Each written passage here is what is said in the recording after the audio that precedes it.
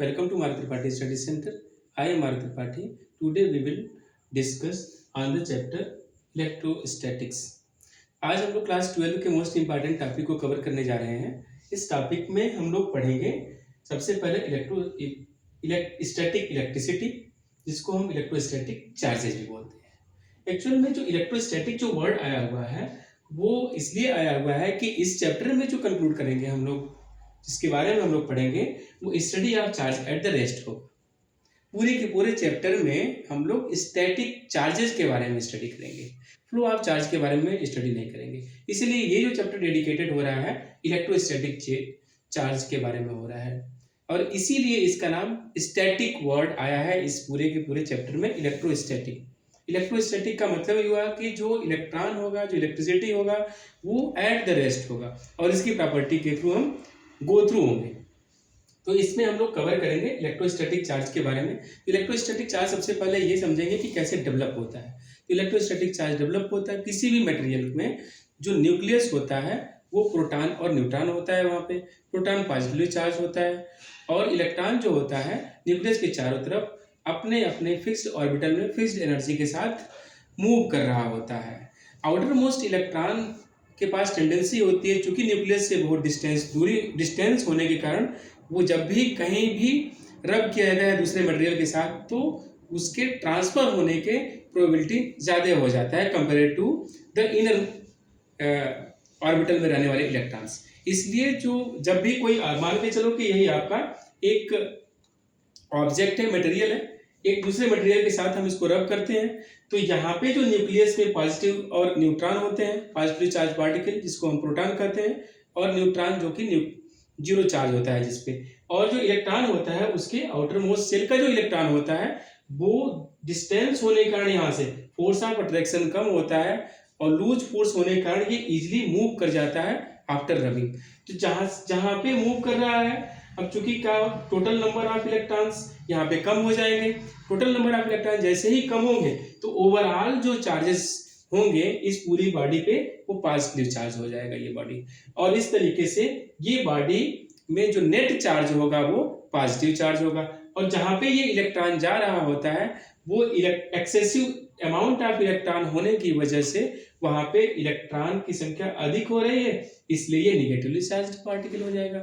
इस तरीके से ये चार्ज दो neutral bodies after rubbing negatively charge और पॉजिटिव चार्ज बॉडी में कन्वर्ट हो जा रहे हैं। वाइल बिफोर रबिंग ये दोनों के दोनों न्यूट्रल रहते हैं, क्योंकि इलेक्ट्रॉन और प्रोटॉन के नंबर्स क्या होते हैं कि हर एक मटेरियल में, हर एक एटम में फिक्स्ड होते हैं और इक्वल अमाउंट में होते हैं।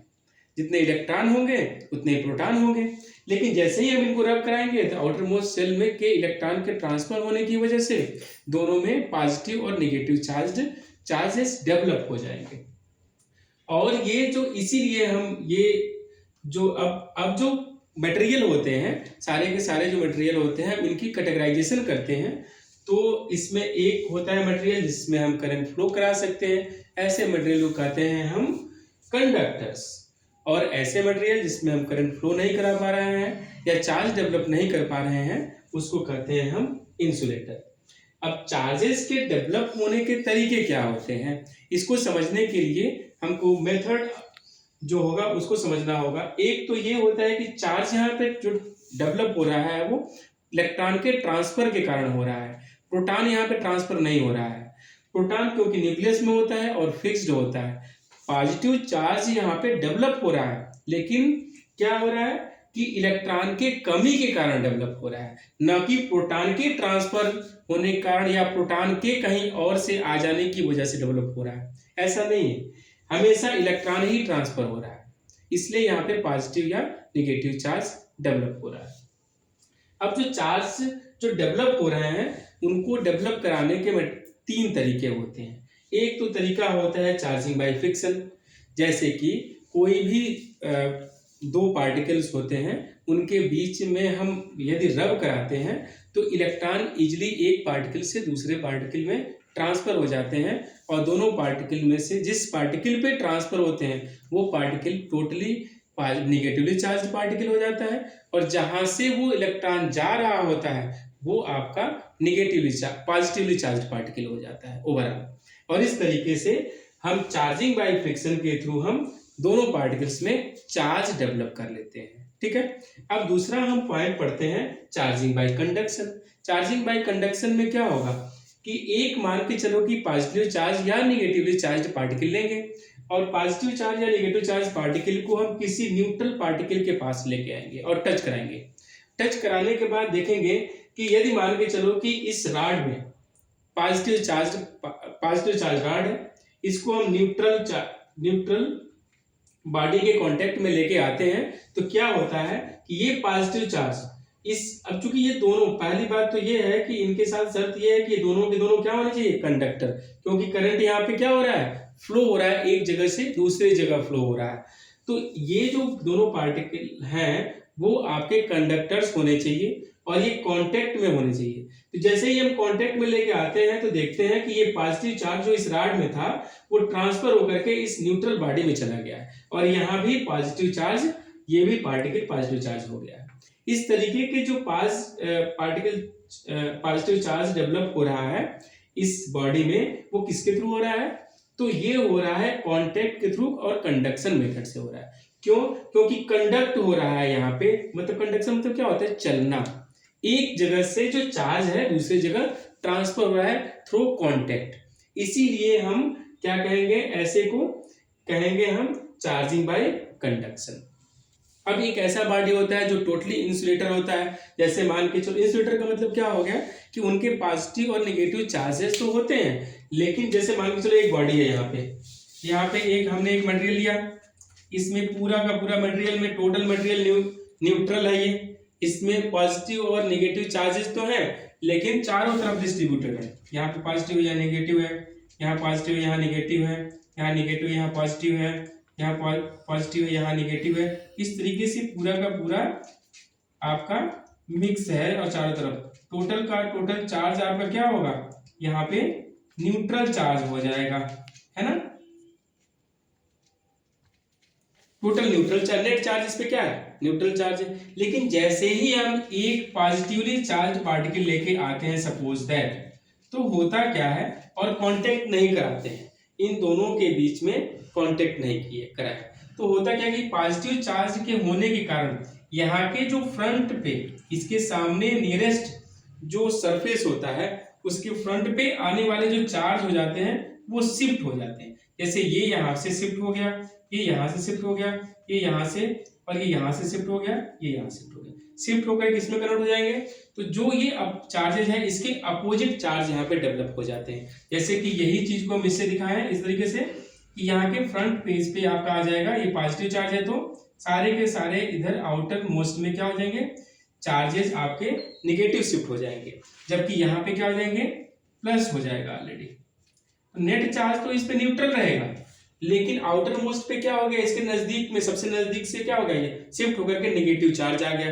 तो ओवरऑल यहाँ पे जो इसका बिहेवियर रहेगा वो क्या होगा, वो आपका ये नेगेटिवली चार्ज हो रहा है, लेकिन ये किसके थ्रू हो रहा है, तो ना ही कांटेक्ट के थ्रू हो रहा है ना ही फ्रिक्शन के थ्रू हो रहा है, और ये इंसुलेटर में दिखा रहा है ऐसी प्रॉपर्टी, क्योंकि टोटल जो चार्जेस होंगे यहाँ पे क्या होंगे, आपके नेट चार्जेस तो जीरो होंगे आपके इस पे, लेकिन यहाँ के फ्रंट पे क्या हो जाएगा, ये इंड्यूस कर रहा है, ये पॉजिटिव चार्ज पार्टिकल जो होता है यहाँ के प्लस माइनस रिजेक्ट जो चार्जेज होती हैं उनको बस शिफ्ट करा रहा है, और शिफ्ट कराने की वजह से बस यहाँ पे माइनस हो गया, यहाँ प्लस हो गया, यहाँ माइनस हो गया, यहाँ प्लस हो गया, और इस तरीके से ये टोटल जो फ्रंट होता है वो निगेटिवली चार्ज हो गया, वाइल पूरा का पूरा जबकि जो मटेरियल है वो न्यूट्रली है, लेकिन यहाँ के फ्रंट पे क्या हो गया, निगेटिव चार्ज डेवलप हो गया।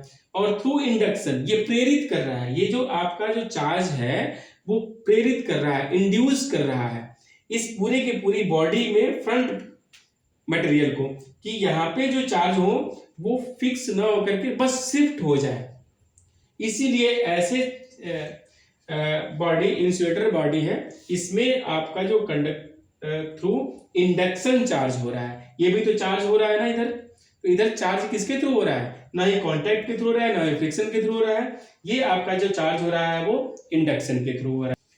तो जो फ्री इलेक्ट्रॉन्स इसके होते हैं इस पूरी की पूरी बॉडी में, फ्री इलेक्ट्रॉन इसके पॉजिटिव चार्ज पार्टिकल के होने के कारण यहाँ पे जो पॉजिटिव चार्ज होंगे वो रिपल्सन क्रिएट होगा इनके बीच में। और इस क्योंकि पॉजिटिव और पॉजिटिव चार्ज पार्टिकल के में की जब हम प्रॉपर्टी पढ़ते हैं तो same charges repel each other while opposite charges attract each other. तो इसमें पॉजिटिव चार्ज है और इधर के पॉजिटिव चार्ज क्या होंगे, रिपेल होकर के शिफ्ट हो जाएंगे अदर साइड में, और उसका जो दूसरा पार्ट होगा नेगेटिव चार्ज जो फ्री इलेक्ट्रॉन्स हैं वो आ जाएंगे आपके फ्रंट सरफेस पे। इस तरीके से फ्रंट सरफेस पे आपका नेगेटिव चार्ज पार्टिकल डेवलप हो जाएगा। और ये जो प्रॉपर्टी आती है इस पूरे मटेरियल में, ये आता है ना ही कांटेक्ट के थ्रू आता है ना ही फ्रिक्शन के थ्रू आता है, ये इंडक्शन के थ्रू आ रहा है, क्योंकि ये पॉजिटिव चार्ज इन्फोर्स कर रहा है, इंड्यूस कर रहा है इस मटेरियल में चार्ज डेवलप करने के लिए, और कुछ अमाउंट तक यहाँ पे नेगेटिव चार्ज इसके फ्रंट साइड में डेवलप हो जाता है। और यदि हम इसको मान के चलो कि सपोज दैट ये मटेरियल पूरा है, इस मटेरियल में हम एक अर्थिंग लगा देते हैं यहाँ पे, तो अर्थिंग लगाने की वजह से जितने भी ये अदर साइड में जो चार्जेस हैं वो शिफ्ट होकर के आपके अर्थ के अंदर चले जाएंगे, और इस तरीके से वो जो पूरा का पूरा जो मटेरियल है वो नेगेटिवली चार्ज्ड बॉडी में डेवलप हो जाएगा। In the presence of this charged material if we connect it to the earth, और इसका अर्थिंग करें तो ये सारा का सारा जो पॉजिटिव चार्ज पार्टिकल होगा वो शिफ्ट होकर के अर्थ के अंदर चला जाएगा, और इस तरीके से इस पूरे की पूरी बॉडी में आपका नेगेटिव चार्ज डेवलप हो जाएगा। ये नेगेटिव चार्ज जो डेवलप हो रहा है इसके प्रेजेंस में हो रहा है और इसके कांटेक्ट भी नहीं हो रहे हैं। Without contacting this rod we can develop in this material negative charge, और दिस ये मेथड जो कराता है वो कराता है आपका चार्जिंग बाय इंडक्शन। इस तरीके से तीन तरीके होते हैं चार्ज डेवलप करने के दो बॉडीज में, एक होता है चार्जिंग बाय फ्रिक्शन, दूसरा होता है चार्जिंग बाय कंडक्शन, तीसरा होता है चार्जिंग बाय इंडक्शन। आज हम लोग पढ़ेंगे, अब हम लोग पढ़ेंगे basic properties of charges. Charges की बेसिक प्रॉपर्टीज होती क्या है? देखो, जो दो चार्जेस होते हैं, एक पॉजिटिव चार्ज होता है, एक नेगेटिव चार्ज होता है। जो पॉजिटिव चार्ज नेगेटिव चार्ज में की कुछ प्रॉपर्टीज होती हैं, जैसे कि सेम चार्जेस एक दूसरे को रिपेल कर रहे होते हैं, जबकि अपोजिट चार्जेस एक दूसरे को अट्रैक्ट कर रहे होते हैं। पहली तो ये प्रॉपर्टी होती है। और दो अपोजिट चार्जेस के बीच में फोर्स ऑफ अट्रैक्शन क्रिएट हो रहा होता है, और दो negative charges two same charges के बीच में repulsion create, force of repulsion create हो रहा होता है। दूसरा चीज ये होता है कि ये जो चार्जेस होते हैं उनका जो सबसे मिनिमम जो चार्ज होता है वो इलेक्ट्रॉन हो सकता है, और ये कॉन्टिन्यूअस चार्ज नहीं होते हैं, ये डिस्क्रीट फॉर्म में पाए जाते हैं। इंटीग्रल मल्टीपल्स ऑफ इलेक्ट्रॉन ये चार्ज होते हैं। अब ये कोई कहे कि 5 पॉइंट, जैसे कोई ये बात कहता है कि E/2 का दे, तो ये नहीं हो पाएगा, क्योंकि हमने क्या इंटीग्रल मल्टीपल्स ऑफ इलेक्ट्रॉन के रूप में फाइंड आउट करेगा। तो टोटल चार्ज किसी भी पार्टिकल में होगा तो ये क्या होगा, या तो E होगा, या 2E होगा, या 3E होगा, इस तरीके से Ne तक आगे बढ़ता चला जाएगा। तो ये भी एक प्रॉपर्टी होता है चार्ज पार्टिकल के। तो मिनिमम से मिनिमम जो इलेक्ट्रॉन पे जो चार्ज होता है 1.6 × 10⁻⁻19 कूलाम होता है। कूलाम इसका यूनिट है SI, और इस पे जो चार्ज होता है एक इलेक्ट्रॉन पे 1.6 × 10⁻⁻19 कूलाम होता है, और ये कभी भी डिस्क्रीट फॉर्म में पाया जाता है। जो चार्जेस टोटल होती हैं वो डिस्क्रीट फॉर्म में पाई जाती है, कॉन्टिन्यूअस फॉर्म में नहीं पाई जाती है। या तो 1E पे आ जाएगा, या 2E पे आ जाएगा, या तो 3E पे आ जाएगा। इस तरीके से हम आगे बढ़ते चले जाएंगे। ऐसा नहीं होगा कि E/2, 3E/2, 2/5E इस तरीके से पाया जाएगा, ठीक है। फ्रैक्शनल फॉर्म में नहीं पाया जाएगा, ये इंटीग्रल मल्टीपल्स ऑफ इलेक्ट्रॉन के रूप में पाया जाएगा, ठीक है। उसके बाद से क्या होता है कि तो कहते हैं quantization of charges. Quantization of charges का मतलब होता है जिस तरीके से क्वांटम के फॉर्म में, पैकेट के फॉर्म में, छोटे छोटे पैकेट के फॉर्म में एनर्जी आता है सन से अर्थ पे। जैसे जैसे मान के चलो कि हमको एक फॉर्मेट होता है, क्वांटम के रूप में फॉर्मेट होता है, उस फॉर्म में आ रहा है। जैसे कि आपका hν 2hν, पिछली क्लासेज में हम लोगों ने पढ़ा होगा कि इस फॉर्मेट में 3hν, इस फॉर्मेट में एनर्जी हमारे पास आता है सन से। सेम इसी तरीके से इलेक्ट्रॉन भी होता है, वो इंटीग्रल मल्टीपल होता है। जो चार्जेज होती हैं वो इंटीग्रल मल्टीपल ऑफ इलेक्ट्रॉन्स होते हैं, न कि वो कॉन्टिन्यूअस होता है। ऐसा नहीं कॉन्टिन्यूअस होता है, वो पैकेट के रूप में होता है। 1 होगा, फिर 2 होगा, फिर 3 होगा, फिर 4 होगा, इस तरीके से होगा। बंडल के रूप में होता है, कहने का अर्थ ये जब भी चार्ज होगा तो वो क्या होगा, ऐसा नहीं 1/1.5 होगा, 1.3 होगा या 0.33 इलेक्ट्रॉन हो गया, ऐसे नहीं होंगे। क्या होंगे, या तो 1 होगा, या तो 2 होगा, या तो 10 होगा। ये बंडल के रूप में इलेक्ट्रॉन के चार्ज पाए जाते हैं। जो चार्ज पाए जाते हैं वो बंडल के रूप में पाए जाते हैं, इसीलिए हम लोग इसको कहते हैं कि इंटीग्रल मल्टीपल है ये। तो जब भी चार्ज को हम डिस्कस करेंगे तो हम क्या कहेंगे कि इसका एक क्वांटाइजेशन हो जा रहा है। मतलब क्या हो गया कि ये बंडल के फॉर्मेट में पाए जाते हैं, सिंपल फॉर्म में देखा जाए तो। ठीक है, आगे हम लोग पढ़ते हैं कि कूलॉम्स लॉ क्या होता है। देखो, जो ये चार्जेस डेवलप हो रहे हैं, इन चार्जेस के बीच ग्रेविटेशनल फोर्स की तरह एक फोर्स पैदा हो रहा है, लेकिन इस फोर्स को कहेंगे हम इलेक्ट्रोस्टैटिक फोर्स। इलेक्ट्रोस्टैटिक तो बात समझ में आ रहा है कि स्टैटिक चार्जेस के बीच में ये फोर्स डेवलप हो रहा है, इसलिए इसको कहेंगे हम इलेक्ट्रोस्टैटिक फोर्स। तो इलेक्ट्रोस्टैटिक फोर्स क्या है, या तो रिपल्सन है या तो फोर्स ऑफ अट्रैक्शन है।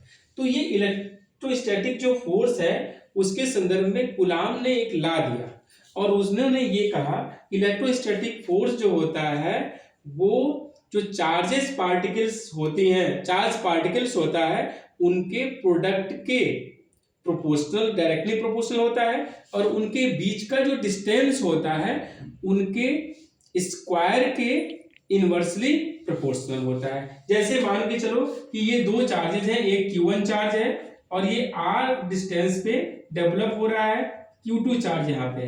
दो चार्जेस के बीच में या तो फोर्स ऑफ अट्रैक्शन रहेगा या फोर्स ऑफ रिपल्सन रहेगा। ये चार्ज पार्टिकल है, स्टैटिक पार्टिकल्स हैं, इसलिए इसके बीच जो फोर्स लग रहा है ये इलेक्ट्रोस्टैटिक फोर्स लग रहा है। कूलॉम ने ये बात कहा कि Q1 और Q2 चार्ज के प्रोडक्ट का यह क्या होता है, प्रोपोर्शनल होता है। जो भी फोर्स रहेगा, इस फोर्स को हम यदि F से डिनोट करते हैं तो F is proportional to Q1 and Q2। तो Q1 इंटू Q2 के proportional, product of Q1 and Q2 के प्रोपोर्शनल होगा। और साथ ही साथ क्या कहा कि दोनों के बीच का जो डिस्टेंस है जिसको हम R यदि कंसीडर कर रहे हैं तो क्या हो जाएगा, F जो होगा वो इलेक्ट्रोस्टैटिक जो फोर्स होगा वो इनवर्सली प्रोपोर्शनल होगा 1/r स्क्वायर के होगा। इन दोनों को हम कंबाइन करते हैं तो हम पाते हैं कि F is proportional to Q1 Q2 by R square. यदि प्रोपोर्शनलिटी को हटाते हैं तो एक कांस्टेंट हमको रखना पड़ेगा जिसको हम कहते हैं F इज इक्वल टू के ई Q1 Q2 by R square. अब जो K होता है या के ई कहते हैं स्पेस में, और K मतलब होता है किसी मीडियम में हम रख रहे हैं इसको। तो जो K होता है आपका वो एक प्रकार का प्रोपोर्शनलिटी कांस्टेंट होता है जिसको हम कहते हैं इलेक्ट्रोस्टैटिक कांस्टेंट या इलेक्ट्रोस्टैटिक फोर्स कांस्टेंट। क्योंकि ये फोर्स के द्वारा डेवलप किया जाता है इसलिए इसको हम जनरली सामान्य भाषा में क्या कह सकते हैं, इलेक्ट्रोस्टैटिक फोर्स कांस्टेंट कहते हैं। अब इलेक्ट्रोस्टैटिक फोर्स कांस्टेंट का जो वैल्यू होता है वो 9 × 10⁹ न्यूटन मीटर स्क्वायर पर कूलॉम स्क्वायर के बराबर होता है। ठीक है, जैसे ही हम, अब K क्या है, एक प्रोपोर्शनलिटी कांस्टेंट है। अब K का जो नेचर ये होता है कि यह हर एक, जैसे जो चार्जेस हैं किस मीडियम में है इस पे ये K की वैल्यू निर्भर करती है। ठीक है, अब जो K की वैल्यू है वो इन मीडियम के किस मीडियम में रखे गए हैं इस पे निर्भर करता है, और इसको हम एक तरीके से मैथमेटिकली कैलकुलेट करें तो इसका जो वैल्यू है वो 1/4 पाई K इज इक्वल टू होता है 1/4 पाई एप्सिलॉन 0 के बराबर होता है। एप्सिलॉन 0 क्या होता है, तो स्पेस की परमिसिबिलिटी कहलाती है।